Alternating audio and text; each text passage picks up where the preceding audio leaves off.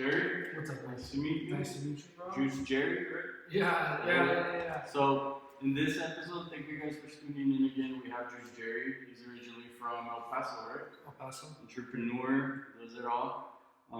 Fitness, lifestyle, obviously. Yeah. So, we're going to get to know. Go ahead. We're going to go ahead and get to know. We're going to find out what he does for a living, how he got started, and what he has planned for the future. So I'll go ahead and let you introduce yourself a little bit. Alright, so my name is Jerry. Everyone calls me Juice Jerry, and I don't think people know exactly the story behind it. That's been my name since like high school. Right. And people think Juice Jerry because like the steroids or like, you know, because of the gym or whatever. But no, actually, like when I was like, maybe like 16, like a sophomore in high school, I don't know if you guys remember the juices. They were like the original Four Locos. They were called juice. Yeah. So you know when you're in high school, you're broke. So we used to just get like $5 and go buy 2 juices, and they would get you hammered. So I would always walk in to like the house parties or desert parties with the juices. So everyone would be like, "Hey, it's Juice Jerry," and that's how it started. And then it just stuck since then. But everybody who knows me like after Juice Up, they think that they kind of like, made a direct correlation there, but no, they're not even, they have nothing to do with each other. So through your nickname, that's where you decided to name your product? Yeah, I think you go through, you evolve, right? The person, you have growth every year. The person that you are 1 year by the end of the year, if you're still the same person, you haven't grown, And so when I started Juice Up at first, I was a lot more mature, I was a lot younger, and I was kind of like very out there, and I kind of used that controversy to spark attention. But so when I originally named it, I did name it Juice Up, and I was basically printing shirts like that. And then when I started seeing that I started building something, I wanted to trademark it. But when I got my contract from attorney, he told me, he's like, "No, that name's already taken, you can't use it." But I hadn't been using it on social media for so long that it was too late for me to just oh, never mind, it's this now.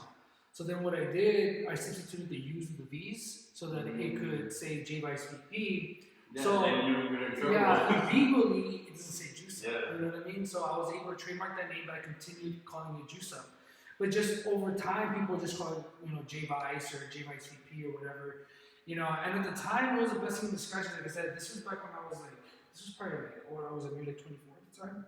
So the person that I was then to who I am now is very different. I wouldn't name it Juice Up now. You know what I mean?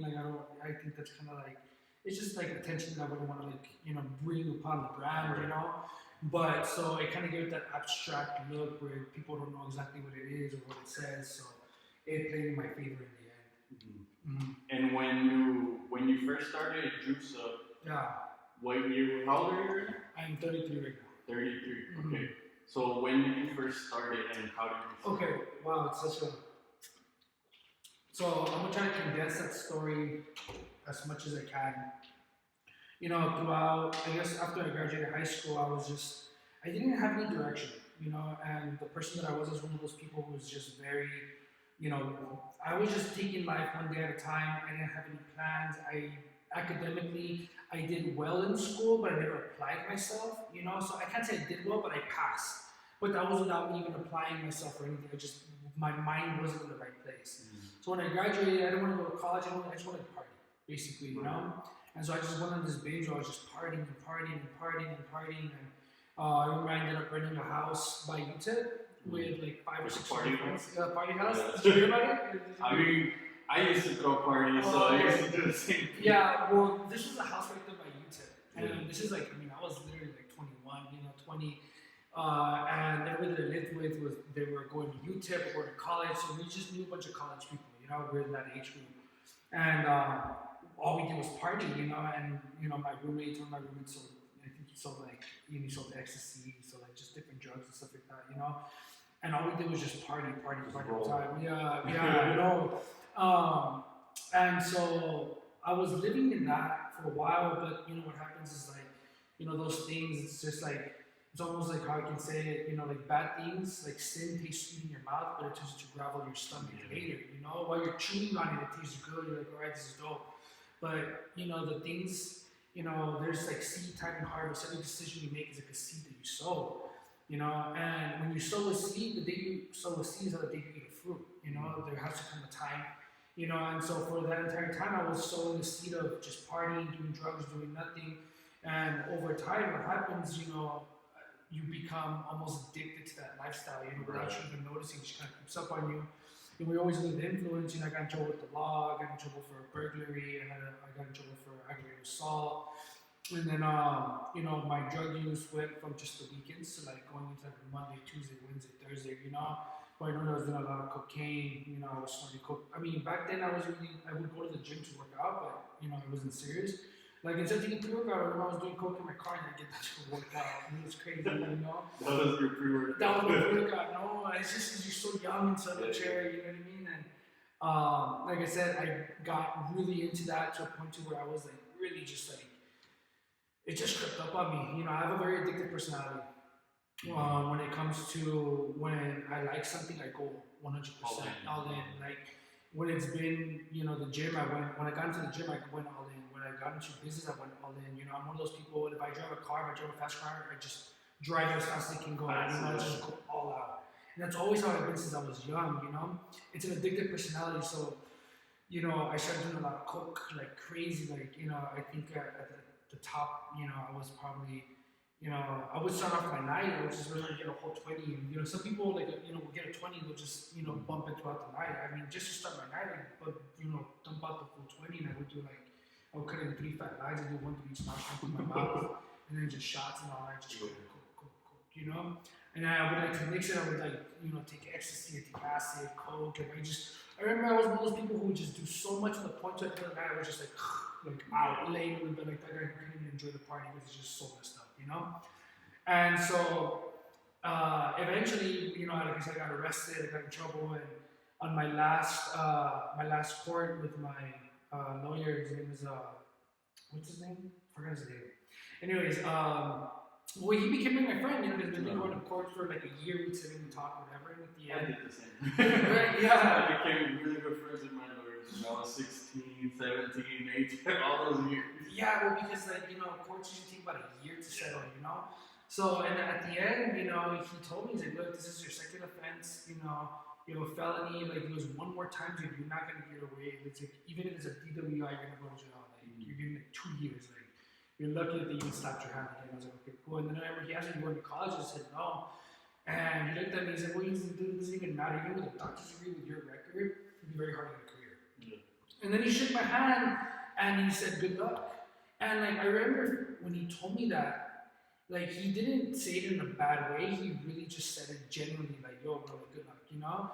And I remember just that comment, and I still remember today, like, just like the steering in my heart, like, where I was just like, reality. Yeah, you know, and then remember I left the courthouse, you know, and then I went home, and, you know, I was just stuck in that life, and I started realizing, yo, I have no college degree, I rent a room in the house, I sleep on a mattress on the floor, you know, and all I do is party, and like, it kind of hit me at the one, like, what am I doing? I remember that I said, okay, I'm gonna stop, but I couldn't. You know, I was so accustomed to living that lifestyle that I just... You would try to stop and it was something back. Yeah, and then plus I lived in that house where all we did was party, you know what I mean? And it's like, you can't make a change if you don't make a change to your environment, you know? We really are a product of your environment, you know? That's why people who, you know, start off poor, you know, they need to get out of that area, you know, before they can become successful, you know? Because when you're stuck in that same area, if you stay there, you're going to grow up there, you're going to live there, you're going to die there, you know? And so... what's it called? Like I said, you know, I will, you know, what actually, you know, stemmed off my change was, I remember just, you know, like I said, I had been very tired of the life that I was living. And I remember it was a Friday, no, it was Sunday morning. I had been partying since Friday. So like Friday night, like at, you know, 10, 11 p.m. and I had not slept. It was like Sunday, like 7, 8 in the morning. And I remember I had a lot of anxiety. I had been doing, you know, coke all weekend, and I had run out of coke. It was like 7, 8 in the morning, I remember. And I remember I was fiending, and I remember I started going through my trash, putting out my empty bags. I was sucking on them. I was fiending, you know, and my connect wasn't answering. Either way, I was out of money. And I remember I started like licking the countertops, you know, and I remember I was just pacing back and forth in my room. I was just cold sweats, you know, just sweating. I was so wired because I had been doing so much, like I had been doing X that week and everything. I couldn't lay down. I tried to lay down, like I just had like the anxiety, like the shakes, and like I was sweating profusely. And I remember that I had some weed, so I rolled up some weed to try to like calm down. And instead of me, my anxiety got through the roof. You know, I got even worse. And I remember I just got my keys, and I remember that I got in my car, and when I got in my car, like I turned the car, like, where are you going? It's 10 in the morning, you know? Like, I didn't know what to do. I was just full of anxiety. My walls were closing in on me. So I was sleep deprived. I was just everything, you know? And I remember, at this time I was agnostic. Like, I didn't believe in God at the time. I just, you know, I never did, you know? But at that moment, I remember I started praying. I was like, God, help me, God, help me. And the first thing I just felt was to go to church. And I went to church like that. And I remember I walked in. Wired. I had not slept, you know what I mean? I remember I walked in and like, I remember all the thoughts in my head, like, what are you doing here? Where you haven't slept, you know what I mean? You smell like weed, alcohol, your eyes are dilated, bloodshot. And I remember, but I just kept walking in, and yeah, I remember. Which church was this? I went to Bunny. Oh, the big one? Yeah, the big one. Yeah, because like I said, I mean, I didn't know anything about, you know, I didn't believe in God, so I just went to the biggest church, you know, the church that everybody knows, and I went there, you know. And yeah, I remember walking in, I just had like the blind, I didn't look at anybody, you know, and I signed up for this corner, I could find. And I remember some ushers saw me, and they walked us like, and pray with me, and asked what was wrong, but they could just tell, you know, my eyes were bright, you know. And yeah, and so they laid hands on me, they prayed. And like, I wish I could tell you that the change was immediate. It wasn't, you know what I mean? But you know, the next week, I was still, you know, just falling. And so eventually, I realized, is like, you know, if I really want to make change, I have to completely change my life, you know, completely. And I moved out of the house. I moved back in with my parents. And then, you know, I started living a completely different life. You know, I let go of all my old friends. I was basically a loner for a long time. I started going to church Wednesdays and Fridays and Sundays, and then I started waking up early, and then I started going to the gym, and then everything that I was doing before, I switched it out. I started dieting, I started going to the gym, I stopped drinking, I started drinking water. So I had to change my entire lifestyle from the beginning, you know, because basically the way it is just like, the way that I can explain it is just, you know, everything that's bad for you, like your body wants, right? You know, like you gotta be disciplined. Yeah, like your body wants something that's bad for you, you know? And it's how it says where the mind goes, the body follows, right? So if you wake up, because before this is how you just wake up, like this is just how I started my day, it was just so normal. You know, I would smoke a lot of weed, you know, so I would go to sleep with my pipe next to me, and I'd wake up in the morning, the first thing I would do, I'd wake up, and I would smoke a bowl, I would smoke weed, and I'd turn on Pornhub, and I'd watch some porn, jack off, and then get my day started. That was normal, you know what I mean? That was completely normal to me. You know, and so when you wake up that early, the first thing you start putting in your mind is getting high, watching porn, you know, listening to music about drinking, alcohol, you're just feeding your mind trash. So for the rest of the day, your mind's gonna be on trash. And where your mind goes, your body follows, you know? And so when that's all you're feeding your mind, that's all you're thinking about, that's all your body wants. You know? So then what I started doing, it was like, you know, there's this Bible verse in the Bible that says, honor the Lord with your wealth, with the first and the best fruits of your crops, and your barns will be filled till they burst, and your wine vats will brim over with new wine. And so I kind of like, I took that and saying, give God the best of everything. So then what I started doing, I started like, you know what? I started waking up, and I was like, I'm going to give God the best hours of my day, which is when I first wake up. So before I would wake up and smoke weed and watch porn, now I would wake up and the first thing I'd start to pray. And then even though my life wasn't what I wanted it to be, you know, because I really didn't have anything going for me, and like I just had all these things were going on, I would wake up and then I would pray and I would thank Him for everything I could think of. You know, I would say, thank you for my eyesight, thank you that I can walk, thank you that I have a home, thank you for this bed, thank you, because what starts happening is when you start naming all your blessings, you start to realize everything you do have. You know, because sometimes you get into a position in life where, you know, you don't have a lot going for you, and everything, you're in a bad position, you're in a bad season. And when you focus on all the things that you cannot do, what happens, you begin to implode. You get lower and lower and lower and lower. And that makes it very hard for you to get out of where you're at. So when I started to do is when you wake up and instead of focusing on, I can't do all this stuff, but I'm going to focus on what I can do. No matter how small, how insignificant, how little it is, when you focus on what you can do, what that does, it creates momentum. Because you start doing those things, no matter how small they are. There's a snowball effect. Yeah, it's momentum, right? So even though you're crawling, what's crawling ends up walking, what's walking ends up running. Momentum catches velocity, right? So when you start focusing on these little things, you start doing them, you know, and like, you know, I'll get into this a little bit later, but, you know, because of COVID, really, I ran into an actual COVID, and so it kind of like, it played in again, and so. But it's like if I say, like, let's say you have 3 millionaires, right, who make a lot of money, they're millionaires and everything, and all three when something bad happens, and they lose their fortune, the business, everything goes to shit, and they end up on the streets, right? If one of them can't take it and he kills himself, well, he's done there, right? If the second one can't take it and he goes and he runs to alcohol and drugs, alcohol and drugs, they sedate you, but then, Temporary. but what happens when you become sober? Those monsters, your problems are right there. So what do? They run back for more substance to be sedated again. And so what happens, they become addicts and they start depending on, drugs and alcohol to deal with the problems. So what happens, they never get out of it, right? So then let's say you have a third millionaire and he's on the streets and he was a CEO of a big company and he doesn't have anything going, and he's like, you know what? But instead of running to drugs and alcohol, he starts knocking doors and he starts saying, hey, I'll trim your palm trees, I'll pull your weeds. It's humble, it's humiliating, it sucks, it's little, and the money that he might be getting might be only $20, but the thing is that he's focusing on the little things that he can. And in 5 years, the guy who's dead still gonna be dead. The guy who's addicted to drugs is gonna continue being addicted to drugs, and this guy who started off knocking doors, by this time he's gonna be out of there, And so that's what it is that when you focus on all the negative just weighs you down, And so that's what I started doing, I started just focusing on what I could do, and I started going to the gym, and I started getting more into the gym, and I started getting more into the church, and I just basically, did a complete 180 of my lifestyle, And a big part of it is like, we're physical beings, but we're also spiritual beings, And the spirit within us is what wants what's good for us, but everything that our body wants is bad. Like of course we want drugs, sex, party, all that stuff is what, attracts us. And when you do that over and over and over again, your body gets used to that, And then when you think about living a healthy lifestyle, you think about like, or like being a Christian, whatever, you think about like, oh, that stuff's boring. But it's the same thing that happens when you diet. If you have somebody who, drinks alcohol every day, smokes cigarettes, doesn't work out, eats Whataburger, fast food, and they do that for 5-10 years, you're gonna be super out of shape, really ugly, whatever. But they think about eating chicken, they think about eating, salmon and salads and doing cardio, go to the gym, and they're like, oh, that's disgusting, why would you want to do that, right? Because you can't know what a dream is unless you've been living it in the nightmare to contrast it, right? If all you've ever known is nightmare, you think that's that's what's normal. But that person, if they start to all of a sudden eat clean and they stop drinking and stop smoking, start getting up early and going to do cardio, at first they're going to hate it because your body's not used to it, you know what I mean?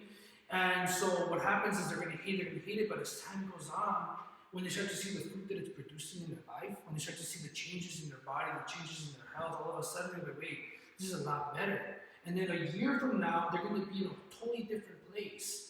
And what happens, you're going to come, you're going to offer them a pizza, you're like, oh, no thanks. You're going to come and you're going to offer them this, because they know. That's crazy, because I would say like 3 weeks ago, 4 weeks ago, a month. I will go to the gym. I've been going to the gym consistently, but the hardest part is obviously the diet. And, you go to the gym and everything, but then you get home, you're like, those cookies look good. One turns to two. Yeah. So then I just like flipped the switch, and I said, you know what, I gotta be disciplined. Like that's why I'm not losing weight. That's why I lost my six-pack. That's why.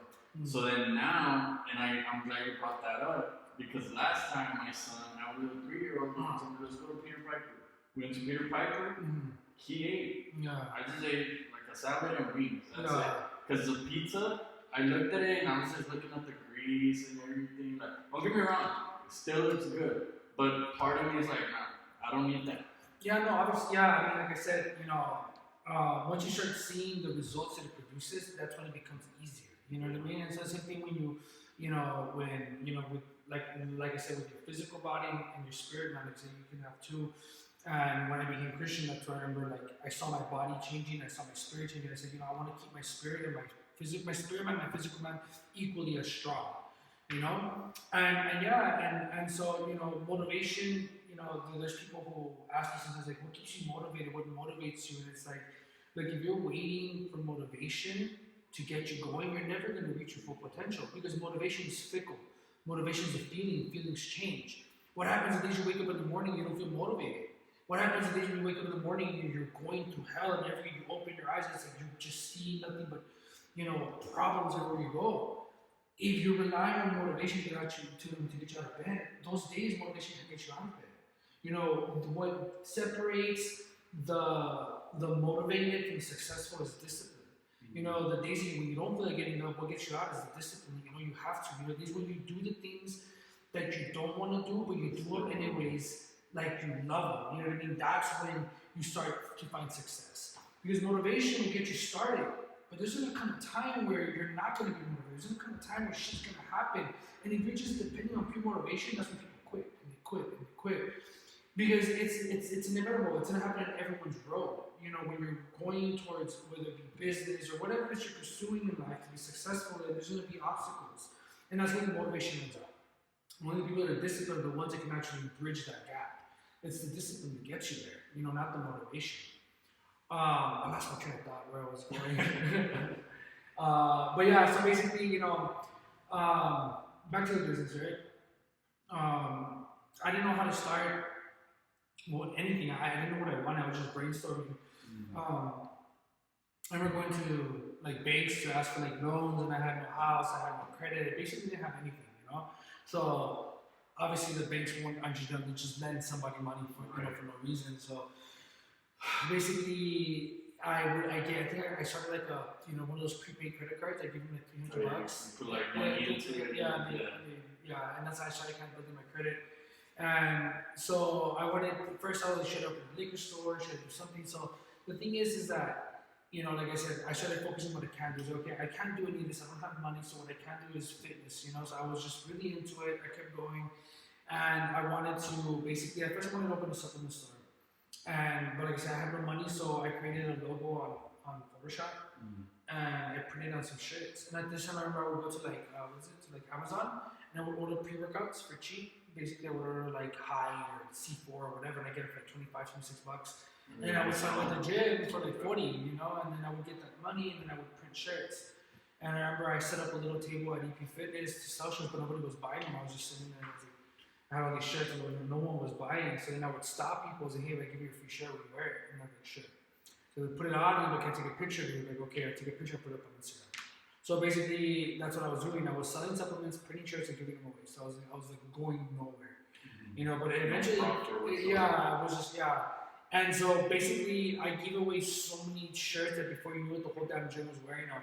So it kind of people started actually buying them, So I created a market for it, and then before I knew it, I was just selling them, and then I started, selling them online, and then one thing led to another. I started investing into from shirts to making hats and gym bags, and it just started growing all, at the same time I was growing my credit, and so one thing led to another, until eventually one day I had enough to start a protein, and then from the protein I did a pre-workout, and from there it just unraveled, And with how did you? Because I know there's two ways when you started the protein and all of that. Because I know there's a cheap way and there's a real way. Did you start because I know there's contact China and all that. Yeah, I mean honestly, the way that I remember seeing Generation Iron. The way that they say it is just not possible. You know what I mean? They're order kilos of creatine from China and then encapsulate it yourself, and then it's just not. I mean, especially when it comes to you would have to literally encapsulate tens and hundreds of thousands of capsules, it's just not possible. I mean, it's plausible, in theory, but to actually do it, it's just not, you gotta have a facility, you gotta have a chemist, you have to, otherwise you're gonna start something you're never gonna finish it, So I don't think that there's a cheap way. I just think there's one way. You can try to find cheap ways, or you can try to cut corners, but more than likely, you're probably not gonna get very far. Yeah, because the thing is this new program that I dropped, the Poly. Oh my god, I was working on this program for half a year, and the reason why was because I had a fallout with my old manufacturer, split ways, my old chemist, and a lot of Juice was deeply rooted in him, a lot of the formulas and everything, and So when I started to create a polyon, I wanted to create, right now with the FDA, they're cutting down on like the 1,3-DNA and the DMHA and all these stimulants, and they're handing out big fines. So a lot of facilities don't want to touch it, So and so they're getting a lot more expensive to produce, they're getting a lot more expensive to make, and then to actually get someone to want to like work with you with those type of stimulants or ingredients, So, but like I said, when I split with my manufacturer, I started looking for basically like a new team, and I started hitting up new formulators, and I was getting samples made left and right, and I was basically racing against the clock because I wasn't having anything in production, and I was selling my inventory, but I had nothing being made, and so I needed to find somebody new to produce my supplements up to par, to keep the same quality, the same caliber of products that I was producing, and so there was so many times where I was so tempted to just like, you know what, fuck it, I'll go with this dude, just produce it, because I was running out of inventory, but I didn't, I held off to the very end, and now I'm working with somebody, I just loved everything, the pre-organic, and the formulas came exactly the way they wanted them, and so right now I'm like in this like transition period, I'm like suspended between transition, because like I'm transitioning all my products over here, and I'm sold out like most of my products, and I'm like getting them in one by one, so it's pretty frustrating now. But the thing is that you have one chance to make a first impression. If you put out a pre-workout and I can hype it up, but people come in and take it like, oh, it's trash. You know what I mean? Like, they're not gonna come back again. You might initially sell a lot for the first drop, but if you want to keep that repeat business, then you gotta like have products that are gonna deliver. Yeah, because the best advertisement is word of mouth. Yeah. And then plus, I think just that I already have like a very like good reputation of like having like strong products, so I kind of wanted to keep that. People have already like had an expectation, and Miss Bikini set a really high benchmark. It was great. I hit new levels. So when I was on job with Poly, I was like, it has to either be equal or better. Obviously, I'm shooting for better, but it can't fall beneath what I've already produced. So you keep setting that benchmark higher and higher and higher. It gets harder, Right. But yeah, thank God that everything came out the way that I wanted it to be.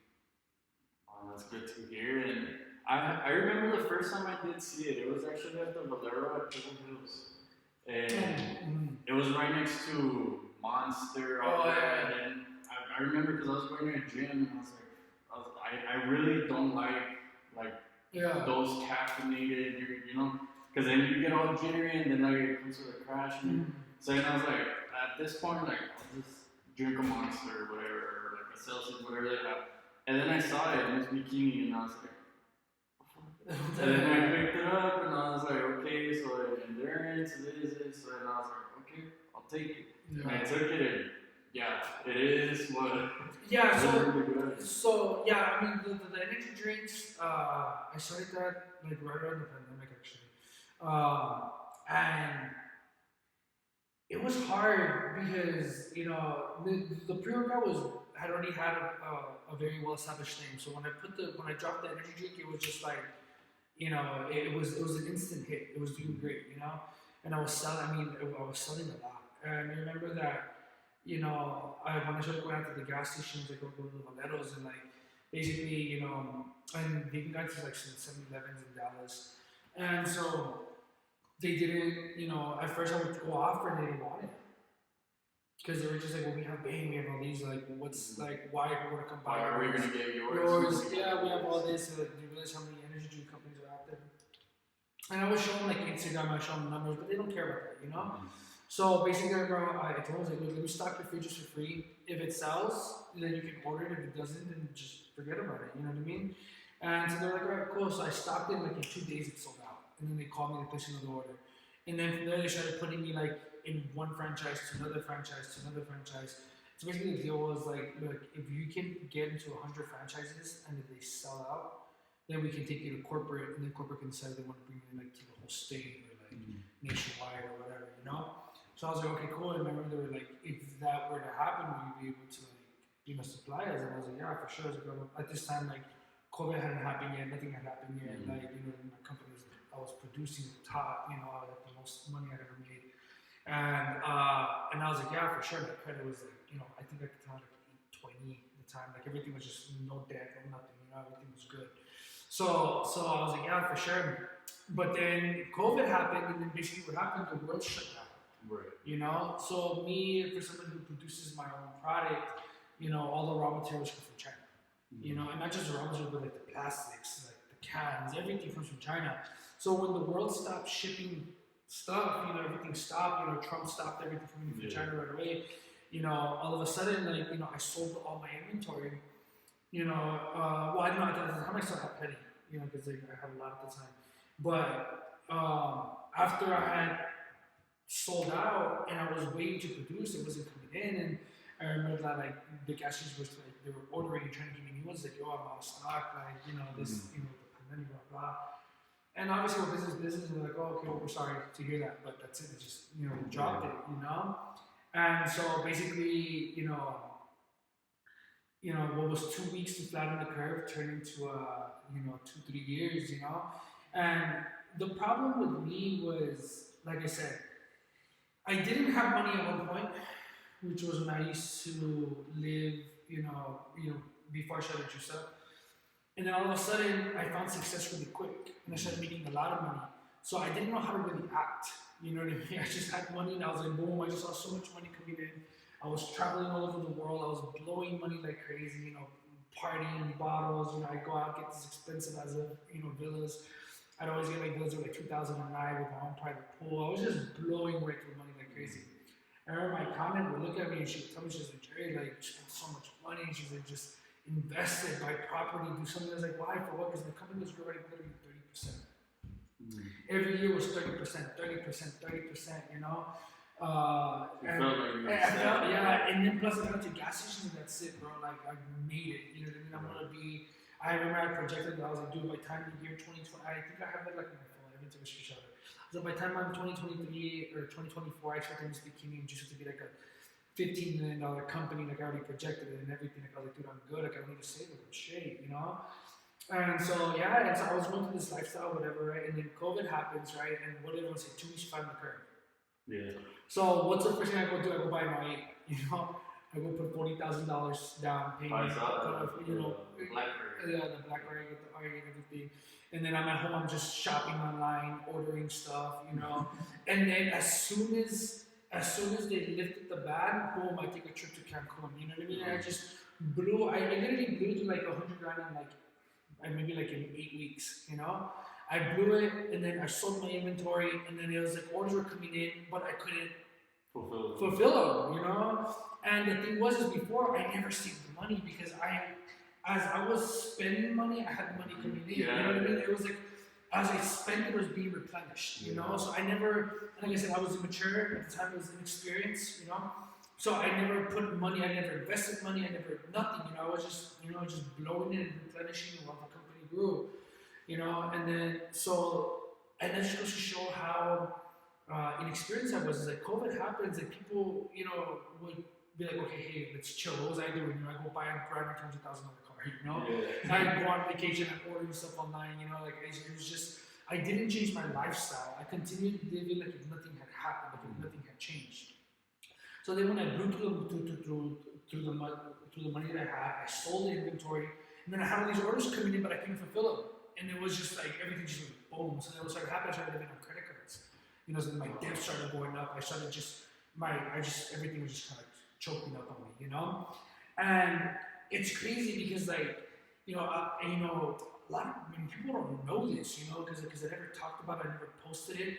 But it's crazy how I went in 2019. I was like, I was in Fiji, or I was in Greece, or I was in Bali, wherever the fuck I was in the world, paying for private dinners on the beach, eating steak and lobster. And by the year 2021, I was in my house sitting in the dark as my lights went out, eating boiled potatoes like apples because I didn't have money, because I was so choked up and I had no inventory. Like I had been, like all my resources just boom, got pulled out from the thing. And in those times, it's like how quick life can change. From one year to the next, my life went completely upside down. But those times when those seasons in your life, they're crucial for your development as an individual. When you go through these hard times, they teach you things that you didn't know before. You know, you learn from them, and in the moment you can't understand why you're going through them, and it sucks. It's unpleasant. You know, it sucks. You know, it hurts. But what you don't realize is that later when you pass through it, it's just like, and like I said, we experience life forward. We experience life one step at a time. Whereas blind as to what the next hour brings as anyone else, right? So we don't know what's going to happen. So we're experiencing it forward, but we understand it in reverse. Not until you go through it and then you look back, and then you can understand what that produced in your life. You know, you can understand why you went through that. You can understand, okay, this is where I went wrong. This is why I experienced this. And it changes you, you know what I mean? The way that, you know, the Bible basically describes this is like, you know, when you go through hard times, through hard seasons, those hard seasons is like what fire is to gold. When you put gold to fire, it purifies it. You know, when you put silver in a crucible, it makes it into liquid, you know? And after it gets put through the fire, it comes out as a pure golden bar, burnt away of all impurities. So when you go through these seasons, it's like you're going through that furnace, you're going through that fire, and these trials that you're going through are burning away all the things that produce death in your life. You know, all the things that where you went wrong, and all of a sudden, when you come out of the season, you're gonna come out a different person, like basically a new creation, you know? And that's what I'm saying. Either these hard seasons come with immense pressure, they're either gonna crush you or they're gonna strengthen you. You know, if you, like I said, if you focus on all the bad things, you're gonna implode. And if you implode, you're never gonna come out of that. But if you start focusing on the little things, you're gonna start to come out little by little. You know, because there was a time when everything just started going down the drain, where I was just so depressed, you know, because I had seen everything that I had built, and it was just disintegrating, and it was running through my fingers like sand. I felt like I was trying to catch the wind and I couldn't stop it, you know, and there was like nothing that I could do. Who was I going to yell at? You know, I couldn't yell at China, I couldn't yell at manufacturers, out of everyone's control. It's COVID, you know, this airborne disease that was everywhere, you know, this virus, you know. So, and there was nothing I could do, and I just remember just that feeling of helplessness. And I remember just being so depressed where I couldn't get out of bed sometimes, you know, I had lost the will to fight because I felt like I was helpless, and I just began to implode. And there were times where I just felt myself just going deeper into a dark hole. And if you stay there, you're never gonna get out of that. Because the thing is that seasons, they're called seasons for a reason, because they have a beginning and they have an ending. A lot of times, like I said, us being physical beings, we see things for what we know them in the moment. And it's like we get our situation and we put it in a microscope and we zoom in on it. And it seems like it's gonna last forever. But it's not. When you realize that this season ends, there comes a new season. But if you stay focused right here, when your new season starts, you're going to bring your old season with you. You know? So just because you're in a tough spot in this current season that you're in, doesn't mean that you have to be like that in your next season. You know, just make sure that by the time your next season starts, you're going to do something so big and so great with your life that the people who saw you down here are going to be surprised at how resilient you are. You know, because these seasons, these hard seasons in life, these storms, they teach you how resilient you are. They show you your elasticity, your ability to bounce back after you've taken a hard hit. And that's actually what keeps people going. You know, because like I said, I mean, it's easy. No, I can't say it's easy. But people always ask me, what was the hardest? And it's like, when you start from the bottom, I mean, you have nothing to lose. You know, like I said, when I started, like, you know, I used to rent a room in the house. I slept on the mattress on the floor. Like, I didn't have any money, I didn't have any credit, I had nothing. So I was just like, okay, fuck it, let's do something, you know? But as you start to climb higher, the responsibilities start to grow, and more income, more problems, you know, it's just easier to, well, I mean, I think if you have more money, more solutions, you know, and more money, more responsibilities. Right. I wouldn't really call them problems. I'd call them, because with money is a tool, you know? When people say that, that's how you use it. Exactly, you know, people always take that Bible verse out of context and say money's the root of all evil. That's not what the Bible says. The Bible says the love of money is the root of all evil. Because when you love money, then you'll do anything for it. You know what I mean? When you love money, you'll put money before people, before your family, before anything, you know, and you'll screw people over, you'll kill people, you'll stab people in the back, you'll steal, you'll do anything as long as you get it. So that's what it says is when you love money, that's what's evil. But money is it's an awesome tool.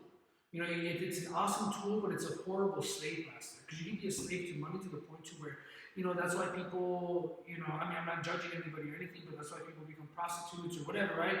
Because they just love money and they don't know how else to get it, so they'll do anything to get it. It's like a drug addiction,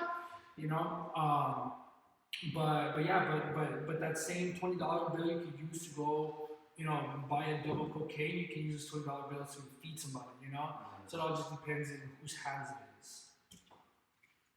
Oh yeah, you couldn't have said it better. That was actually going to be my next question. Whoa, for real? Yeah, but you already answered it. Yeah.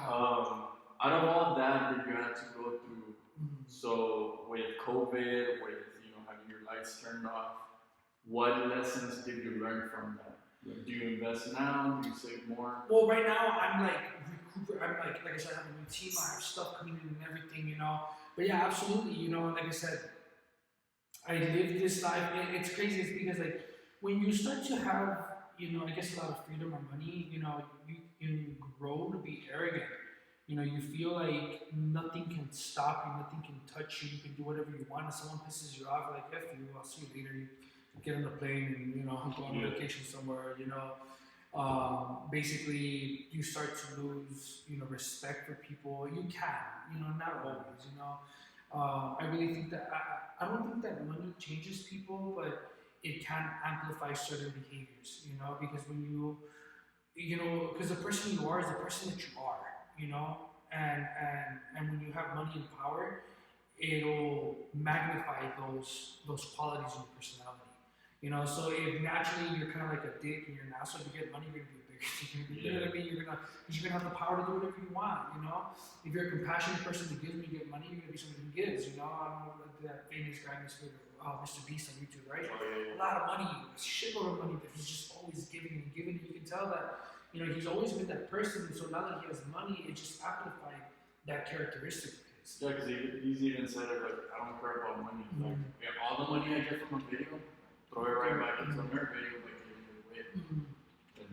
Yeah, so but like around the time, I just felt like nothing could have, like I just didn't think it was gonna happen, and so but like I said, life can have you on your knees from one moment to the next without you even knowing. Like the greatest mistake that people make, or the greatest mistake that I made, and is believing that you have more time.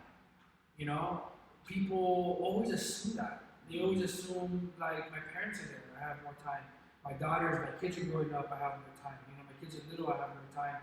Me with my company, my company's growing, I have all the time in the world, But you never know when something's gonna happen in life, and then not until you pass that threshold, you look back like, wow, like I assumed that I had all this time that I didn't have.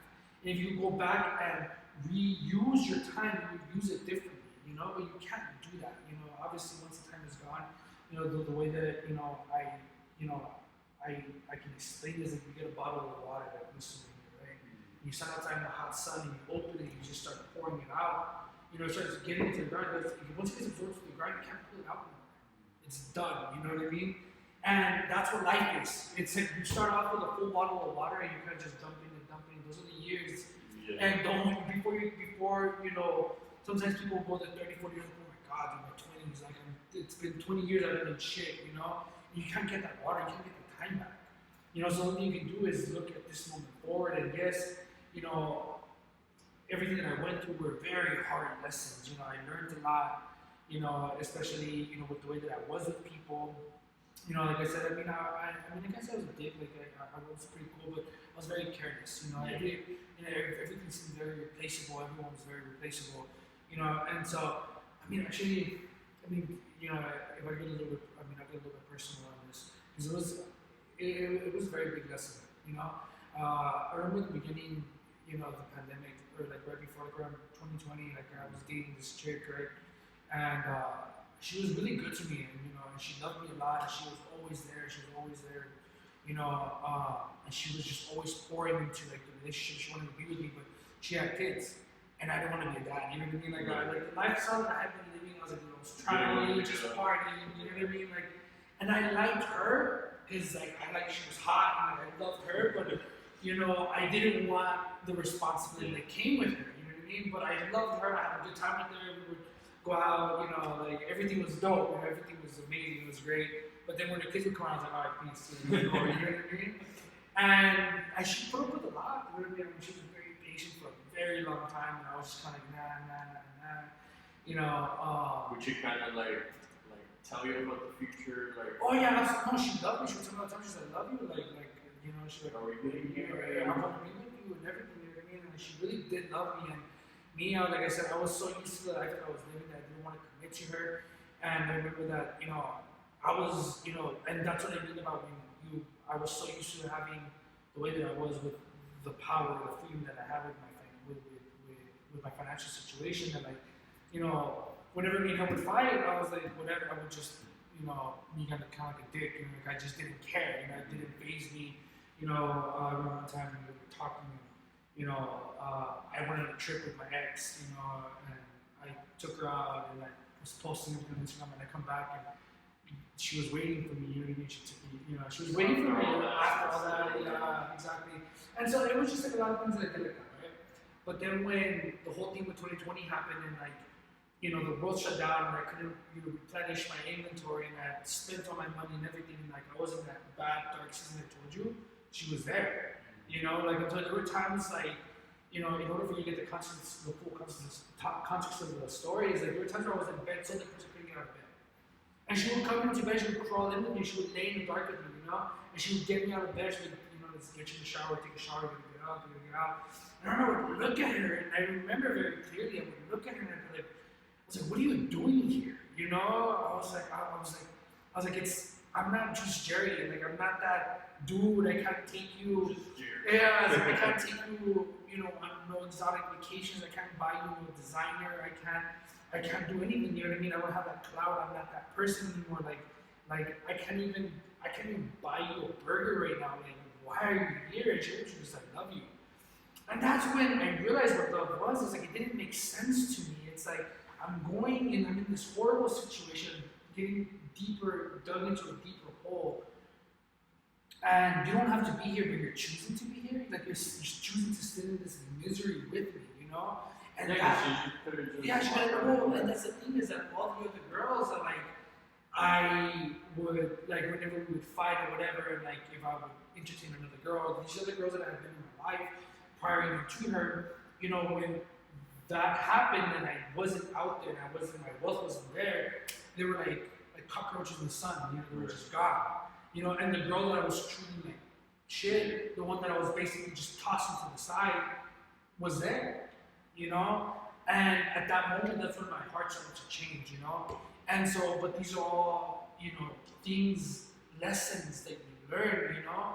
And I can tell you that a lot of what I went through the pandemic, like the things that I've gone through the past few years have changed my perspective on what I find valuable now. You know, before I thrived off the energy of like the social media cloud, you know. Yeah, all the likes.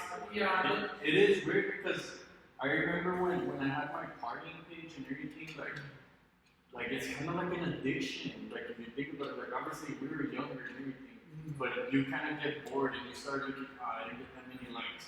Then you delete it, then you post it again in order just to get those likes or comments. And I do notice that, like I look back and I'm like, why was I even doing that? But it's that little hit of dopamine that you get just from the social media cloud. Yeah, you know what I mean? Me at least was like flexing. I just like to flex. You know what I mean? Like I wanted to show where I was, what part of the world I was. You know, a lot of times I would get those big ass rows. I mean, I enjoyed them, but mainly it was just to flex on Instagram, my road, you know, to flex that I had a personal pool. Yeah, and then all the girls that I would go with, I'd always post them dancing and like look up their skirts or whatever, post on Instagram, you know what I mean? I would, yeah, but they were cool with it, you know what I mean? It was like I was doing it again, you know, like they loved it. Yeah, you know, but that's what I'm saying. I thrive that energy of just like putting that stuff out there, you know, or being at the bar and buying all these shots or getting the VIPs and popping bottles. Yeah, that energy that I just thrive off that energy, off that attention, and that's what I felt validated, you know. And that's the problem is when you put your validation in things that don't validate you. What happens when you lose it? You feel like you lost your validation. And that's what happened to me when I started losing my wealth and I couldn't travel and do these things and all that. I felt like I was losing my value. That's what happens when you put Your value intangible things. You know, the real value of things is in the intangible. You know, a perfect way to describe it is like this planet. You know, the planet Earth. You know, when you look at the exterior, what is it made out of? It's made out of rock. It's made out of grass, out of mud. These worthless things. When you look at the most valuable things that are on this planet, the most valuable metals, the most precious stones, where are they? They're in the core. You dig a hole into the core of the earth, that's where you find diamonds, that's where you find gold, sapphires, onyx, emeralds, rubies, precious stones. The most valuable things are in the core. It's the same thing with a person. When you look at the exterior, everything's just exterior. You can be beautiful, good-looking, beautiful woman, you know, a good-looking dude. You can be buff, you can have designer. You can drip your head from your head to your toes and Gucci, Louis, whatever, right? All that stuff is exterior. It's just mud. It's just grass. It's worthless. The real value of a person is in their core, which is their heart. You see, so if you can have all these things on the outside, but you're empty up here and your core is rotten, then you're worth nothing, you know? But the thing with social media is that social media glorifies all the exterior things. And so when it glorifies these things that are exterior, it makes you feel like that's what life's about. That's what you need to be to get happy. And I can tell you this because like I lived it, because like it happened to me so many times where I would be on vacation and I would I would get to Ibiza or Mykonos or London and these places where I would be partying, I would be filming like the rooms and everything, and everybody would be on my DMs blowing me like, bro, that's so badass, you're living life, I wish I was there. And I'd be partying and everything, and I kid you not, like I promise you, God my witness, that at 4 in the morning, at 5 in the morning, I would sneak off into the beach and I'd be crying on the beach. And I didn't even know why. I was just crying on the beach by myself, and I would look around, like, look at where you're at. You're in the beach, look at the resort, look at the room you're with, look at the girls that are passed out in your room. You know, look at the money in your pocket, look at everything you're doing. Why are you crying? Why? I didn't even know why. I was sad, and I didn't even know why I was sad. And the reason why is because, you know, you start to, like I said, these things that are exterior things that don't have any real value, you place them as if that's what the meaning of life is about, and when you start going after them, you get there, and you're basically drinking out of wells that can never quench your thirst. You're just drinking and drinking from these wells that just make you more thirsty. And the more you drink, the thirstier you get. It's kind of like drinking soda. It can't fulfill you, you know? So one thing I can tell people is like, you know, you always hear people say that money doesn't buy you happiness, you know, but money is very important. You know, not having money is just, wow, that's a one-way ticket to a miserable life. You know what I mean? If you don't have money, life is just hard. So, but the thing is like, what that means is that if you can get there to where you have all the money you wanted, you slept with all the girls you wanted to sleep with, you bought your dream car, you went to your dream vacations and everything, it brings short-term satisfaction, and you realize that, you know, your dream car is not your dream car until you buy it. Once you buy it and you have it, it's no longer your dream car. You know, it just becomes another car. You know, your dream vacation until you get there, you're like, okay, well, what's my next vacation? You know, your dream girl's not your dream girl until you get her, you know, and then once you get her and you fuck her, it's like, okay, what's next? Who's next? You know what I mean? So what I'm saying is just like, you know, social media will have you chasing these things that are never gonna actually fulfill you. They're never gonna bring you that happiness, but it just makes it look like it does. You know, and a lot of times you go through these things and people, I can say it, I can, you know, tell people, but a lot of times it's something that you cannot understand or learn until you go through it, you know?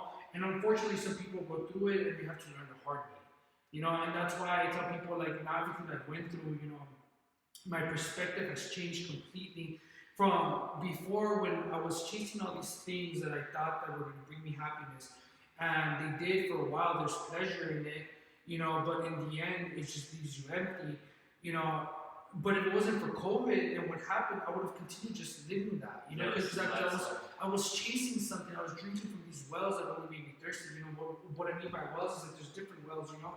If you drink from the well of cocaine, it doesn't matter how many lines you do, you want another one. If you drink from the well of money, it doesn't matter how much money you make, you want more. If you drink from the well of sex, it doesn't matter how many girls you fuck, you want to fuck more. If you're pornography, it doesn't matter if you're being porn up on page 1000, you're still scrolling. Because you're drinking from these wells that you're trying to fulfill that can never fulfill you. You know, and those are things that I realized, you know, and now that, you know, like I said, when I had this other girlfriend and she had a completely different life, she had kids and everything, and it's something that I always was like, oh, I don't want that, get that away from me. But then when I started, when I went through what I went, and now that I came out of it, I started to see what really is, what really brings you fulfillment in life. It's not these things that you think, these tangible, it's in the intangible. And so these seasons that you go through life, it's what actually opens your eyes and it shapes you, it refocuses you. And so the one substance that I can always tell people, it's like, when everything started happening with COVID, I remember that, I prayed to God, I was like, God, this is so hard, like, God, I feel what I'm going through, it was just like, I told you that when I first started, I lived a certain lifestyle. I was like living in a room in a house, doing drugs, doing nothing, right? What did I do? I came to God, I became Christian, I got clean, God blessed me with my company went through the roof. And I don't know, there's a story in the Bible, it's called the prodigal son, where the son asks his dad for his inheritance. And his dad gives it to him, and he takes his inheritance and he goes out into the world, and he's partying, prostitutes. This is the Bible, he blew his entire inheritance on drugs, alcohol, partying, and prostitutes. And then in the end, he was working as a servant, and that he was feeding pigs, and that he was so hungry he started eating the pig's food that when he remembered his dad, he's like, dude, even my dad's servants eat better than I eat. He goes, I'm gonna go back to my dad, and I'm gonna ask him for forgiveness to see if I can work for him as a servant. And it says that when he was walking back home, that his father would look at him and would look out into the horizon of the gate to the day that he would return. And when he saw him, he ran to him, and then he hugged him, and he put a ring on his fingers, and he welcomed him back. He put, a robe on his back, sandals on his feet, and he threw a party for him. And, I remember when I was going through this, everyone was praying to God, I was like, God, like, why this is so hard, I'm going through this. And he reminded me back to that story. He's like, look, you came to me, I gave you your inheritance, I blessed you, I got you out of the life that you were living, I got rid of all of your addictions, and you started a company, and I blessed it, I grew it, you got all this money, you got your inheritance, what did you do? You went right back out into the world. You went right back out. Like, I literally went right back into the life that I used to live, but now I went back with money. Before, when I used to party at Cincy and party downtown and party in my room, all of a sudden now I went back to that, but I went out into the world. I actually had money to do it now.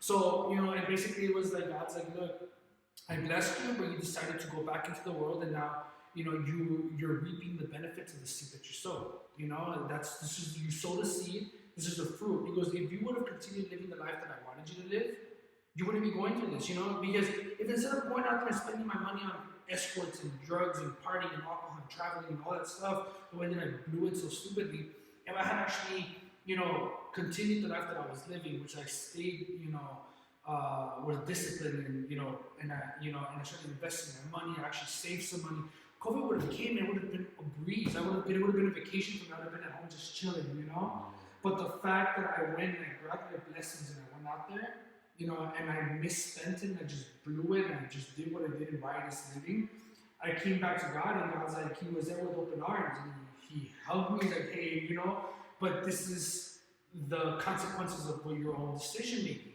You sow the seed, and I've used this reference a couple times, but it's like, farming, you sow the seed, and the day that you sow the seed is not the day you eat the fruit. What happens? You wake up every day, you work the ground, you work it, and visibly on the outside, physically, nothing is happening.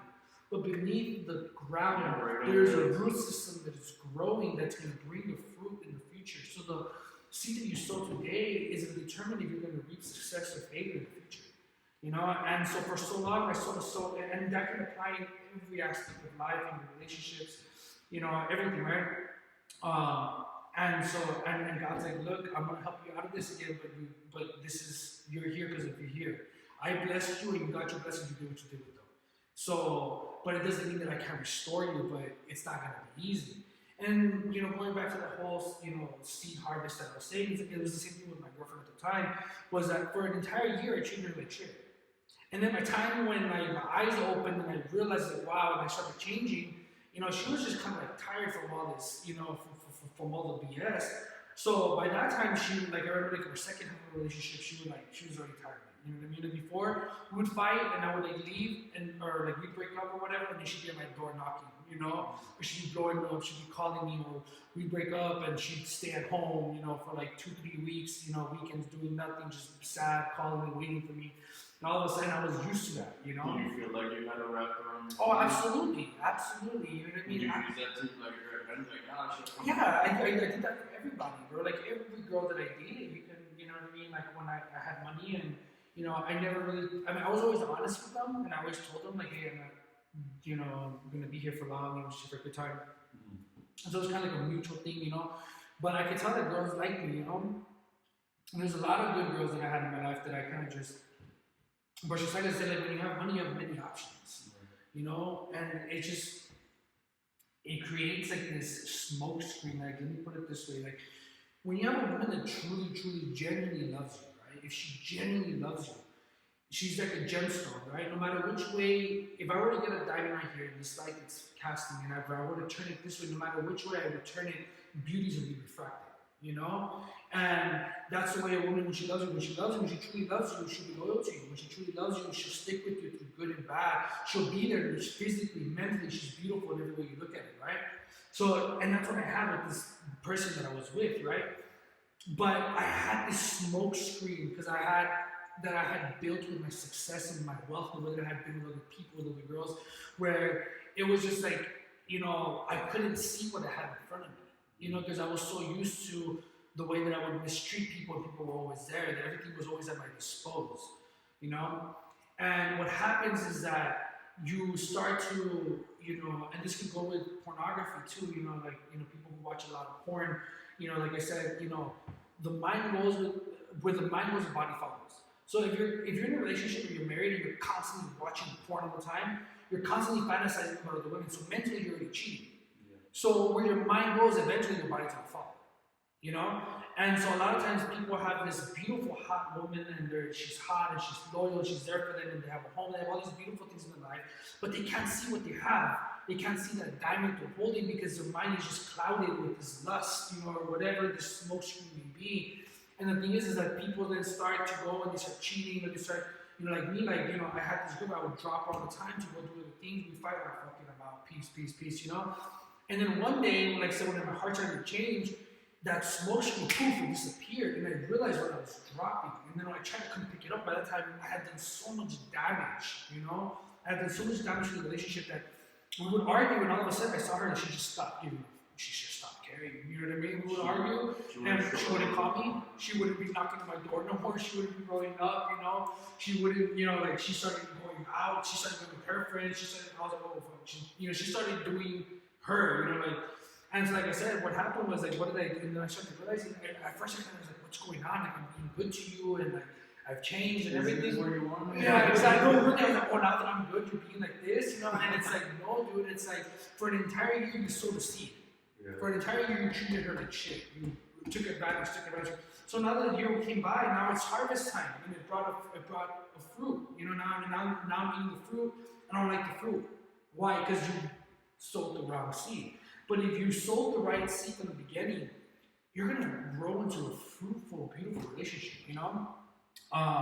But like I said, you know, that's one of the things that I told you that I've read a lot is, number one, making the mistake that you have more time, you know, because you don't know, you know what I mean? But we live like, you know, thinking that nothing's ever gonna happen. We can't imagine, you know? So the best you can do is live every day like you don't have a tomorrow, you know? Like you don't have, because you really don't know. You know, and if you live every day like that, and you do the best you can every day, you focus, and you take care of the things that you have in your life every day like it's your last day, you're gonna keep it. Because the problem is that when you feel like you have something, like you own something, like it's never gonna go anywhere, you start to lose appreciation for it, you know, because you feel like it's gonna be there. And that's the greatest thing you can do. Because time runs out. And when time runs out and that window of opportunity closes, you're like, wait, then you realize that you let go, you know? And, you know, it's, you know, it's in the pain, you know, it's in the suffering, it's in the sorrow where you learn. You know, there's this Bible verse in the book of Ecclesiastes where it says, it's literally the opposite of ignorance is bliss. It says, with the more knowledge, the more suffering, the more wisdom, the more pain, right? And basically, you know, at first when you read it, you don't understand, like, the more knowledge, the more suffering, and why? Like, the more you know, the more painful. And it's because, like, A person who is, you know, not always, but people who are wise, or a man who's a wise individual. I don't want to say man because there's women, you know, too, right? But a wise individual is somebody who's weathered many storms. A person who's gone through many battles, through many mountains. That's a wise person because they've gone through so much stuff that they learned through it. You know, pain is what teaches you. Suffering is what teaches you. If you don't suffer, then you're never gonna. If you're born into this life where everything's been handed to you, you know, and maybe life is easy, you know, but if you take that wealth away from that person overnight, they're not gonna know what to do. They're gonna fall on the outside because they've never had to learn anything. But a person who's gone through a lot of suffering, whether it be self-inflicted, like a lot of my own suffering has been through my own actions, you learn from that, you know, and that suffering is what gives you wisdom, you know, and that's why it says in the Bible that wisdom is more valuable than money, you know, because money is just, you know, it's paper, you know, it's something that was invented by man, you know, and in the Bible, God, he compares wisdom to gold. He's saying that wisdom is gold. He goes, if you dedicate your life to finding his wisdom, it says, my wisdom comes with a long life in her right hand, and riches and honor in her left. You know, he goes, because if you have wisdom, wisdom will teach you how to live right, how to live a good life that's a last long life, and with that comes riches and honor. But when you start chasing riches and honor without first chasing wisdom, there's just another verse in the book of Proverbs that says, an inheritance gained too soon turns out to be a curse in the end. You know, if you're 18 years old, you know, and let's say that you have a trust fund and your dad left you of, you know, $10 million at the age of 18. When you get at the age of 18, what are you going to do? It's an inheritance that came too soon.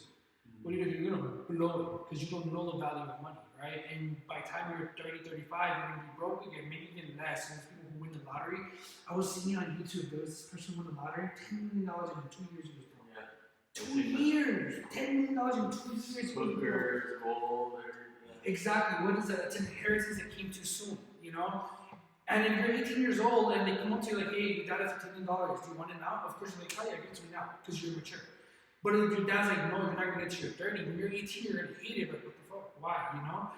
But then you're gonna have to go through the struggle of having to pay rent, of having to pay bills, of having to actually make money and work for your money. You're gonna see that suffering, that pain, that struggle is going to teach you. So by the time he's 30 years old, he's gonna get those $10 million, and guess what? Now he's gonna be like, okay, now I'm gonna invest this, now I'm gonna grow this, now I'm gonna make it better, you know? So, but what got him to that wisdom was the experience through the struggles, through the suffering that he had to go to that prepared him for that inheritance. So if you get something that's too soon, and if you're not prepared for it, you're gonna squander it. You know, so you know, like I said, when I was, everything I've been going through the past few years was really, I've had some really dark and tough moments, but I can tell you that the person that I am now compared to the person that I was in the beginning is like day and night, you know, and like I said, the pruning hurts, you know, when you prune a tree, you cut the branches off, and that's painful, but after the pruning is done, you bear more fruit. A lot of times when you're like that tree that's growing, you have a bunch of dead branches, you know, a bunch of things in your life, bad habits that just produce death. And when you go through these hard seasons, it's like they're pruning you, they're cutting these, you know, these things in your life that produce death, and it hurts. It's a process of separation. But after the season is over, guess what? When it's spring again, you're gonna bear more fruit now. You know, and that's what these seasons have been for me. I've been going through a season since 2020, just something about pruning. That's really good information. What happened? That. Oh, down still? Yeah. Okay. So basically, with everything that you've gone through, other than like COVID or anything, let's say when everything's going good in your life, what are some challenges that you face with your business or even your personal life? Wait, what do you mean on the can you repeat the question again? Yeah, basically, like, for example, like, let's say you're having a good week, anything like that, and then you're facing some type of challenge, whether it's like, I don't have enough, or my manufacturer is not going to come through, and I have these orders that I need to fulfill. Do you ever face something like that? I mean, right now I'm just trying to get inventory. You know, right now I still have orders coming in. Oh, it's so hard. Like, I post on Instagram all the time. I got people calling me from, like, I had a guy calling from Alaska, like, just like sometime this week, ask me for this bikini. I have people calling in from like Dallas or Lubbock or Odessa or just like, I had some people from just different states, California, whatever. They're like, hey, we can try to order this bikini, like it's out of stock, we need to get it, like what's in? And I was like, it's in production, and like kind of try to give them like a quick, summary of what's been going on, and I'm like, it's in production, it'll be in again. So that's definitely something I'm dealing with right now. Is that I'm still like, I'm in a transition, so I'm still losing a lot of sales. But the thing is that I know that the demand is there. It's like a bittersweet. It's kind of hard to articulate how it makes me feel, because part of it makes me feel good. Well, I'll start with the negative. It's bad because I'm like, dude, like it sucks. Like I wish I had a product. Like I just money that I'm losing. But then at the same time, it just shows me how much demand. You know what I mean? That people are waiting, people are calling, people are trying to place orders all the time, and so it's like I said, it's like a bittersweet. But that's like my biggest, I guess, dilemma right now, or the biggest issue that I have is just getting everything back in stock, getting everything in production. But I mean, like I said, now that I'm working with a manufacturer, it's like, I have to relabel a lot of things. I have to be testing formulas again. It's like I almost went back to square one. But things are going. So right now, it's more like a waiting game. Just waiting and waiting and waiting and stuff like that. Yeah, and that's one of the hardest things too, just having patience, because everyone says patience is it's actually a skill, and I didn't know this because me, like I trade stocks, and I would see like everyone follow, he trades forex. So I didn't know, I was like, well, stocks is not working, then I'll go forex, and then I would go back to stocks because this guy's making more money. Oh, I know how to do it. So I didn't I wasn't patient enough, and then I was like, you know what, like I understand stocks more. Forex, I don't understand that, so I'm gonna just stay with this. But I still had that mentality. Oh, okay, I took one good trade. Now next week I'm gonna make 1,000. Like barely making like $50. So I didn't have that patience, and after 3 years, I made my first 1,000. So it just shows that patience. It took a lot of patience, and I didn't have it. But once I did have it, took the time to study, took the time to actually look at the charts, read what the company seems like. That's when I started, and I didn't have patience. I didn't really think patience was a skill. It actually is, and it's one of the hardest ones to have. Yeah, that's one of the characteristics of my personality that I really got worked in these past 3 years was patience. Because I was so used to getting things so quick. You know what I mean? Like, if you know me, I'm one of those people. You personally knew me. I'm one of those people who I don't like reading instructions. I just like, okay, let's go, let's do it. I'll figure it out. And there has to be a balance. You know what I mean? Because there are people who think too much, and overthinking can actually keep you from, or it can make you miss opportunities. There's sometimes where you just can't think. You just gotta do it. But there are also other times where you have to be analytical. You have to know what you're doing, because if you also just go all on out, you just, so there has to definitely be a balance. But anything that's worth anything is gonna take time. Like there was this, reminds me, I got this DM from this, I knew it was a scam right away, but like this chick, and I looked at her Instagram, and you can tell she's like scamming people, and she has like, she has like all this, she's shopping, and she looks like she has money, but like she sent me a DM, she's like, hey, send me $200. She sent me like a minute, send $200 to 10,000, blah blah blah. You know what I mean? And she goes, send me $200, and in 10 minutes you turn it into this, and blah blah blah. So right away, I was thinking there's a, and then I was like, well, what's my money gonna be invested in? And she's like, we can go into mutual funds, stocks, assets, blah blah blah. Here's all the shit, and I was like, literally, right? And then $20 to real estate, what do you buy a box of screws? Like, what do you mean? What do you invest $20 to real estate? But I didn't say anything, And then I kind of didn't reply because I forgot. And then she sent me a message like, question marks, are you interested? And then I told her, I was like, okay, look, when you make an investment, whether it be into an asset or into stocks or into real estate, when you invest money is with the idea or the hope that it's going to increase in value over time, so you could sell it and make a profit. My question is, how are you going to guarantee my $222,000 in 10 minutes? There's like, you know what I mean? I was like, how about you send me $200, I send them back to you. When I get the $20,000, I'll give you you're 500. You know, shit in the pie. You know, but like it's just like we live in this like society where Get rich quick. You know, everything's quick. You know what I mean? You put it shit in the microwave and your food is ready. You know, and people want that. You know, and the thing is like the way that things come, they go. You know, if something comes easy, it's gonna go easy. You know, and just the way that I tie it, back to Christianity. Like a lot of times, it's like, people, things that take time. The way that I can explain it is like, okay, like I'm just saying, like a drug cartel, right? They're like fireworks. They'll go straight up into there real quick, and they boom explode, and it's just marvel of colors and this beauty, right? But one moment it's here, the next moment it's gone. The next moment, what is it? It's just a trail of smoke. Because stuff that comes easy like that, even if it comes quick and easy, the way that it came, it's gone. But things that take time, things that you build from the ground up, they're like stars. They stay up there and they don't stop shining. But because it took time to get it up there. Things that come quick, they're like fireworks. They're here one moment, they're gone the next. So, everything, it takes time. Yeah, because everything right now, I mean, I got a few of those demons as well. I don't even reply to them because I just think it's bots. Yeah.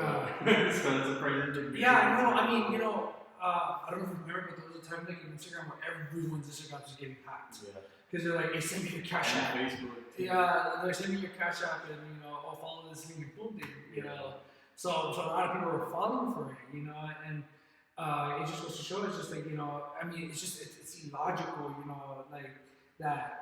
Give me 200, I'm gonna give you back 10,000. Like it just doesn't make in 10 minutes. Like, it just doesn't make sense, But it's just the idea that people are so addicted to like having things right now, that they fall for it, But yeah. In your whole life, have you ever had a 9 to 5? Yeah. I worked for a call center, I worked for a call center. I was, calling customer service and stuff like that. If you feel like you would have gone to college, what would you gone for? Or did you ever go, or you just never? I mean, I went to a community, but like I said, I just wasn't ever. I mean, if anyone applies themselves to anything, you can do it. Like anything that it is, if you just really, really apply yourself, certain, there's a lot of things that come into play. Like if you have genetics for something, you have like a huge head start, but hard work can outplay genetics, and one thing I think that is very, I guess, crucial is figuring out what you're good at, and then pursuing that, because just because you go to school doesn't mean, because there's people who go to school and they get degrees and stuff that they don't like to do, or, so even now when I think about it, I wouldn't, I don't know, I've never put thought into that, because I don't think school was ever something that I wanted to do. Like I said, if I could go back, I would just reinvest that money differently, if I could go back with what I know now to when I started, then, right now I'd be in a whole different level. So yeah, no, school, as far as school, I mean, people who go to school, I admire them. And if you finish college and that's what you do, that's awesome. More power to you. But as far as me, I don't think there's nothing, because like, in order to live a certain lifestyle, you have to go in there and like really like, be a plastic surgeon or something. Yeah, something that like a lawyer, doctor, dentist. Things like that. Yeah, and so I mean, if that's your passion if your passion is always good, then go for it, But all I knew is that there's a cap when it comes to when you get a degree, and it's cool to have a safety net, And like I said, I mean, everyone's different, If some people that's what they feel fulfilled, and that's what life makes, and that's what makes them happy, that's great. But I remember that, well, me, I kind of I hit rock bottom, and I didn't know what I was doing. I was like, okay, so let's just do something, But when you create, a business, there's no real limit to how far you can take it. It's not easy either. I'm not saying that it's easy, because it's easier said than done. But definitely, I think that the way that the world was intended or created to be, the system, I mean, just like 40, 50 years ago, before social media, before the internet, everybody was like, oh, you gotta go to college, you gotta go to college, people looked at you like a failure. But now with social media and the way that, like, there's a lot more knowledge and a lot more, I guess, situations at our disposal, it kind of like broadened our minds and like I was, wait, you don't have to have a college degree to be successful. You know what I mean? There's many more ways to make wealth, and honestly, there's a lot of people who own businesses, even if it's a small business. I mean, like, even people who will open like a food truck will make more money than somebody with a college degree. But it's a food truck. It's like people just cooking tacos. I saw a meme that just reminded me. It was a little, like a tiny car, and it said licenciado. And then it was like a beat up car and hamburguesas al carbon, and it was like a Dodge TRX. Yeah, no, yeah. Because it's true, you're just hard work, like you said, hard work beats genetics and everything, but sometimes in this case, it also beats college degree. Yeah, I mean, and then like I said, as technology advances, there's just more ways to make money. I remember it was on Twitter one time, somebody was like getting upset at. I think it was, I forgot what they were getting upset at, but they were just saying how. At you or? No, yeah, it was just on Twitter. Talking about how the pay, or like people that like, making too much money and not getting paid enough or whatever. Oh, no, I remember what it was. Well, it was the socialists. That's what it was. So, you know what socialism is, right? When they kind of like believe that like everyone should make the same money, and they don't believe in like a free market where you can just make billions if you want, And so they were talking about this guy who was I think he was like an engineer, and they were talking about a salary that made $140,000. And people there was this person who was a socialist saying is like he makes $140,000 a year, yet somebody who digs ditches, works 10 times as hard, and they only make a fraction of what he makes. And so I remember, what I told him was like, well, what does it matter? I know a kid on YouTube who makes $30 million a year playing with his toys, Ryan toys, Ryan toys, but like I said, you see, but what they fail to understand is that when someone pays you, they're trading their time for money. So whatever your service is to them is worth that money they're paying you, right? So if an engineer comes to me and I own, let's say I'm Elon Musk, and there's this engineer who wants to work for SpaceX who's going to help me design rockets, his time is so much more valuable to me than somebody who's sitting at the front desk answering phones. Because the person who's answering phones, you can leave, you'll be replaced by any other person. Any monkey can come and answer your phone. But somebody can actually come and, design a rocket, even if you're just sitting in a computer doing, programming or whatever, right? That work is so much more valuable than someone who answers phones, so therefore they're going to be getting paid more because he brings more value to the person, to the employer. You see, so it's not about who works harder, it's about the value that you bring. And if you can find something that you're valuable at, and if it doesn't even cost, and if it's not that hard working, but as long as the value that you're producing is enough, you can make a lot of money off of it. Yeah, and like that also reminds me when I was working at this call center, there was this, I'm not gonna say his name, there was this guy. And I mean, his sales were there, but he was always late, he would always use his, every 2 weeks they deposit you your PTO or your pay time off. So he would get deposit 3 hours, instantly he would use them near you. So his sales were there, don't get me wrong, but obviously you, like let's say you're the boss and everything, and he's always late, he's always using that, even though he has perfect sales, obviously you're going to look into that. You're going to be like, okay, well you're always late and everything. If you can't come in at 9 a.m. on time, what makes you think you deserve to schedule at 7 a.m.? Obviously, right? Yeah. And he's replaceable as well. So what ended up happening, basically, they gave me the morning schedule, and my sales, like when I was new, I had like 2 weeks, I barely had like 30% close rate compared to his 80% close rate. And he was taking it out on me, like, you don't even deserve this, but I was always on time. But I was doing what I had to in order to get my closing rate up. Yeah. So then he went up to the big boss, which with the big office and everything. And he told me, he's like, how come I didn't get the morning schedule? My cells are this, my cells are that. And he's always like, if you can't come in, if you can't even come in at 9 a.m., if you think you're gonna come in at 7 a.m. And he kept saying, put my closure. And then he kind of threatened me and he said, well, I'm gonna put in my 2 weeks. Yeah. Like thinking they're no, don't worry. And he was like, we'll do it right now. Mm-hmm. And then he came back to me and said, oh, like, they don't care if you leave. Like, and I told him, I was like, well, yeah, everyone's replaceable. Like, I'm replaceable right now. Like, we're working. We have a wage, even if we have a salary, like, basically you're getting paid, like, let's say $3,000 a month. They could have you every day there for as many hours as you have. So it's just like you said, like, it's the time that they want to pay. And it's crazy how some people let their ego get to that level as well. Yeah, bro.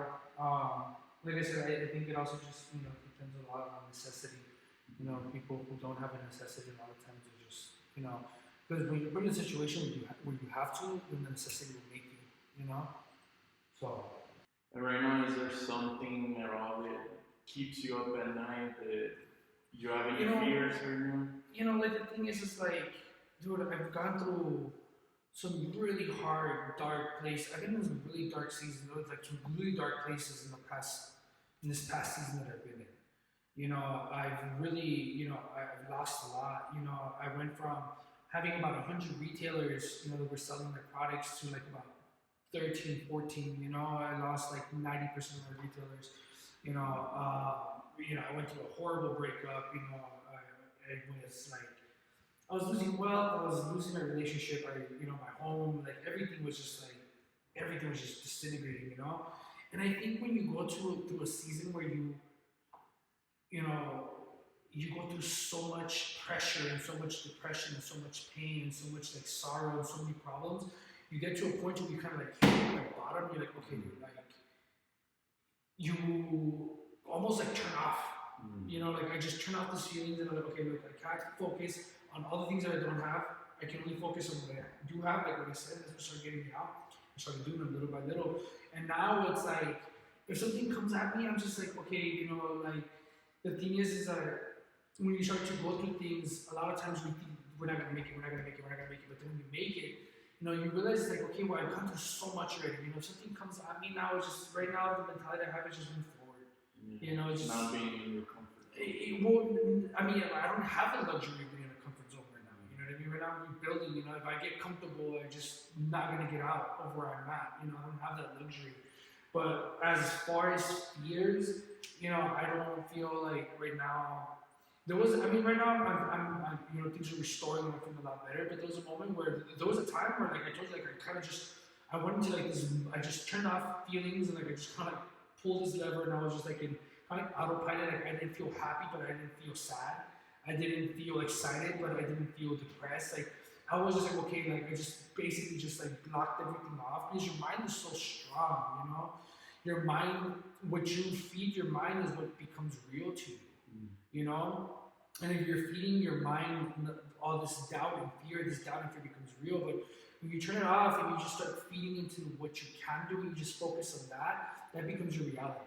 And you start working towards that. So right now, I don't really think I have any fears, Like I said, I feel like I've lost so much already that like my worst fears have happened. I guess the only thing left is my health. You know what I mean? Thank God I'm healthy. But everything else, like I've lost so much already that I've gotten kind of over the fear of like losing something, or like of something coming. Because like the worst things could have happened to me. You know what I mean? The world shutting down, my business going down the drain. Like these are like those were my worst fears. My worst fears was that something would happen and it happened. My worst fear was to lose income and it happened. My worst fear, was, I went through that breakup and it happened. Like all the worst things that I feared happened already. So now it's like, okay, I went through all these fears and all the worst things that I was afraid would happen to actually happen. And so now it's like, okay, well, it's just keep pushing. You know what I mean? Like just keep your eyes fixing directly on what lies ahead of you, and that's it. And then we're about to finish up because I know we we passed the 1 hour mark. Oh, bro. But yeah, we're 1 hour and a half right now. But I can talk about it, bro. If you could go back and see your 18-year-old self right now, Sure. what advice would you give him what advice would I, honestly, the best advice I tell them is, I would tell them, the number one thing I tell them is like, seek God. You know, that's the first thing that I would do. Because at the age of 18, you know, I was seeking everything except Him. You know, and I lived life on my own terms, and it got me to where it got me. The thing is, like I said, you know, wisdom doesn't come, you know, there's this Bible verse in the book of Job, where one of Job's friends is talking, he says, I thought that I should let the older speak because wisdom shows age. The older a person is, the wiser he is, but now I can tell that not all old people are wise and not all old people understand. There's a spirit within the person that is the spirit of God that brings in intelligence.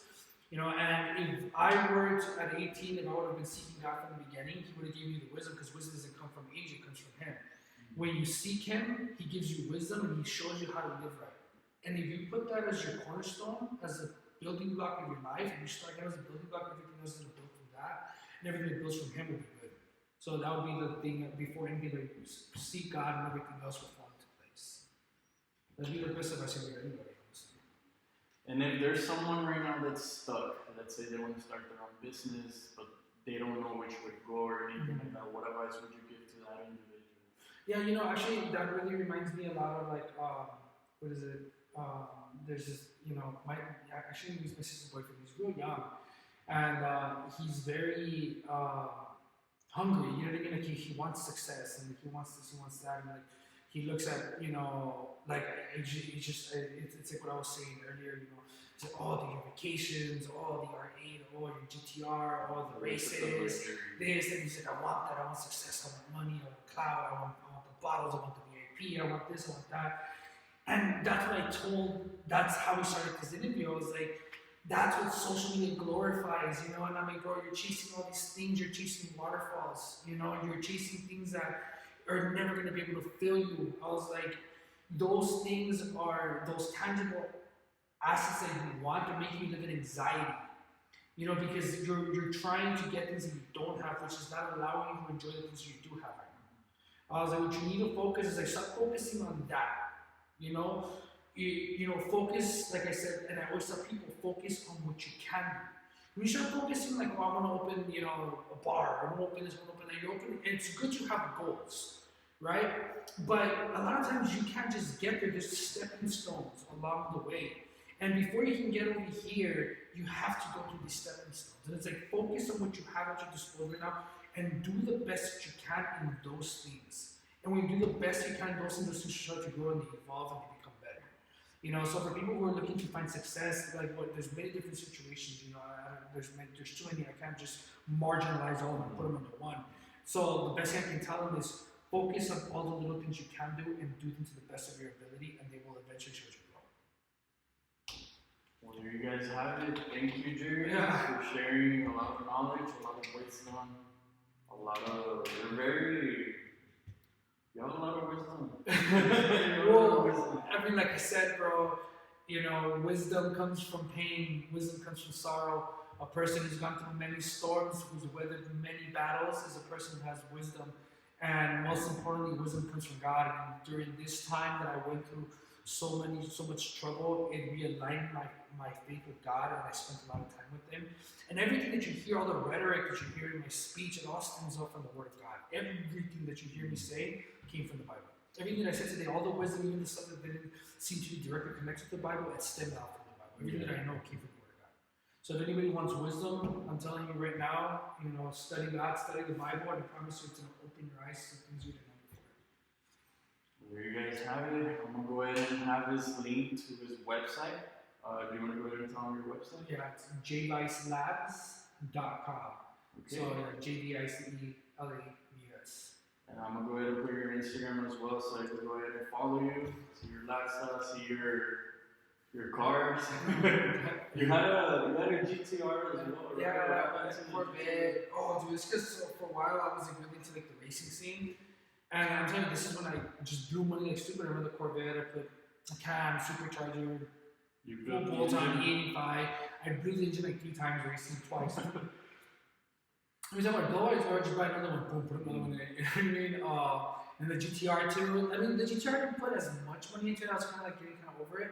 But the Corvette was in the shop all the time. The tune was blowing gaskets, fuel pumps. Like, I I raced a lot and beat him up, and then the Corvette, like I said, blew the engine 3 times. The GTR towards the end started like overheating, spitting out the coolant. I was like, dude, I'm done. Like, get rid of these cars because they were just problems. But I mean, but it was my fault because I was just racing them and redlining them. I was just beating them up, you know. Do you still have the Corvette? No, I got rid of both of them. They were both just. Dude, I blew the engine 3 times. That car was just like.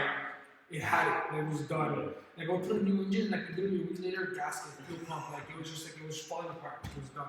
It was done. You know what's crazy? I believe it was like, I know it was right before COVID. Mm-hmm. One time I was at Whataburger and this orange GTR pulled up in line. It was me. I was looking in my mirror and I was like, damn, like it's a nice car. And me, I've always been doing this, but I was kind of shy before. I'm starting to do it now. Wherever I see a nice car, I'm like, okay, I need to talk to this person. I need to know what they do. I need to network with them. I need to know what they know. So then, back then, I was like, oh, it's kind of weird. Like, where was I? I'm just gonna wait for him. And then I was like, well, hopefully, like I run into him again, and yeah, like I roll down the window, and then yeah, it was. I was like, damn, this dude's all fit and stuff. Like, I wonder what he does. And it's crazy that we're here now. Right? Yeah, that's interesting. It's crazy how things work out. So don't give up on anything. If you guys see anyone that you want to talk to, don't be shy. Just go up to them. Rich people are not dicks. You actually, I mean, time is valuable, so don't take too much of your time. I know your time is valuable, so thank you for coming on. Anything else you want to go ahead and tell the viewers here? No, I think I've said enough. I think I've said enough. Well, thank you. It's been a pleasure. Thank you for coming on. No problem.